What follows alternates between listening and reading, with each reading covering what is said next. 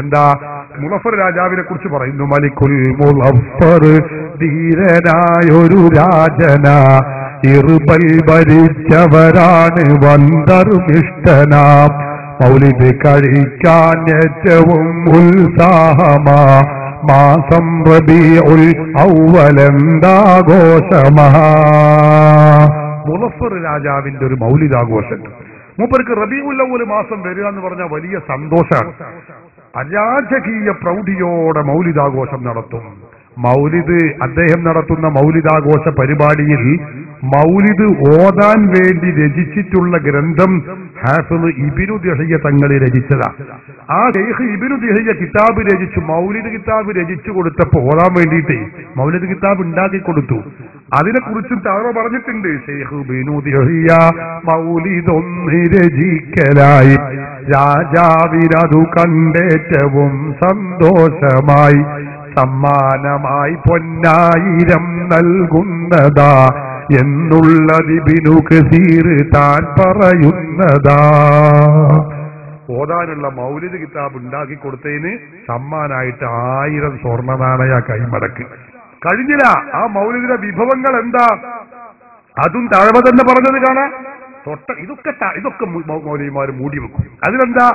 മൗലിദ് കഴിക്കുന്നന്ന് ആടയ്യായിരം, പൊരിക്കുന്നതാണ് കോഴിയും 10,000, കൂടാതെ 1,30,000 പാത്രങ്ങളിൽ ഹലുവായുമുണ്ടോരോ തരം. എന്തൊക്കെ പറയുന്നത്? മൗലിദ് കഴിക്കുന്നന്ന് ആട് 5000. ഏത്? 5000 ആടിനെ അറുത്തിട്ടുള്ള പരിപാടിയാണ്. പൊരിക്കുന്നതാണ് കോഴിയും 10,000. 10,000 കോഴി, 5000 ആട് അറുത്തിട്ടുള്ള ഒരു ചെറിയ മൗലിദ് പരിപാടി. ഇതാ മുസഫർ രാജാവിന്റെ മൗലിദ് പരിപാടി. ഇത് ചരിത്രത്തിൽ സ്ഥാനം നേടൂലേ? 10,000 കോഴിയും 5000 ആടും അറുത്ത് വിഭവ സമൃദ്ധമായ മൗലിദ്.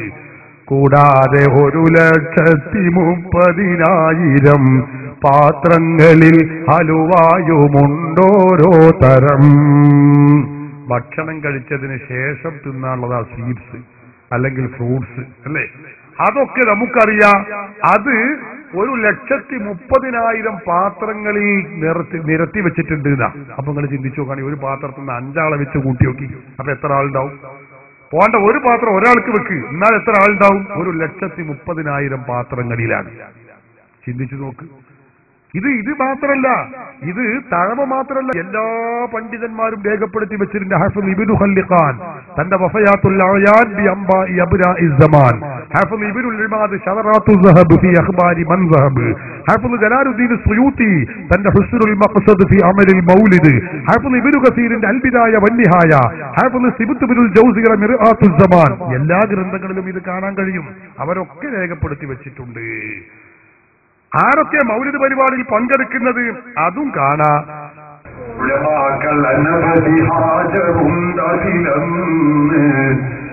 അതുപോലെ സൂഫികൾ കൂടുമേ അത് വന്ന് ഒരുപാട് സൂഫിയാക്കൾ കൊടുക്കുന്ന വമ്പിച്ച സദസ്സൻ.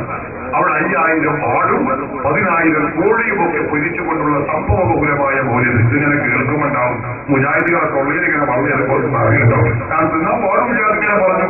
അപ്പോഴാ ഒരു കവി പറഞ്ഞ വലിയ ഓർമ്മ വരുന്നത്, പതുങ്ങി കൊണ്ടതാവികൾ എത്തുന്നതാണ് തിന്നുവാനാ കോഴികൾ, ചാപ്പാട് വയറ് നിറക്കുവാനുതകുന്നതാ എന്നും പറഞ്ഞവയൊക്കെയും തട്ടുന്നതാ. മൗലിദാഘോഷത്തെ കുറിച്ച് മുജാഹിദിന്റെ നിലപാടാണത്. അതായത് മൗലിദാഘോഷത്തിൽ പങ്കെടുക്കാൻ പറ്റുമോ? പറ്റൂല. ആള് കാഫറ, ഓതിയ കാഫറ, ശിർക്ക, കുഫറ, അതിന് അടുക്കാനേ പാടില്ല. അപ്പൊ ഉമ്മമാരുടെ ചോദ്യം, അല്ല ആ മൗലിദിനുണ്ടാക്കിയ ചോറ് തിന്നാമോ? നോക്കണേ മുജാഹിദിന്റെ അവസ്ഥ.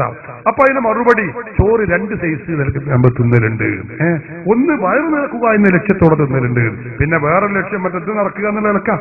എന്താ ഇയാൾ ഈ പറഞ്ഞത്? വയറ് നിറക്കുക എന്ന നിലക്കാണെങ്കിൽ കുഴപ്പമില്ല. ചാപ്പാട് വയറ് നിറക്കുവാനുതകുന്നതാ എന്നും പറഞ്ഞവയൊക്കെയും തട്ടുന്നതാ.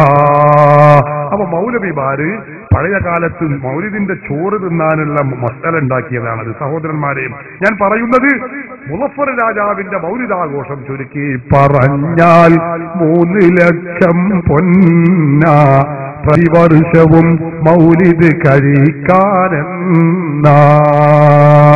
മൗലിദ് കഴിക്കാൻ വേണ്ടി എല്ലാ വർഷവും 3 ലക്ഷം സ്വർണ്ണ നാണയാണ് മുളഫർ രാജാവ് ചെലവഴിക്കുന്നത്. രാജകീയ പ്രൗഢിയോടെയുള്ള മൗലിദാഘോഷം. അതാണ് തഴവ പറഞ്ഞത്, അത് ഹിജ്റ 300 ശേഷം വന്നതാ.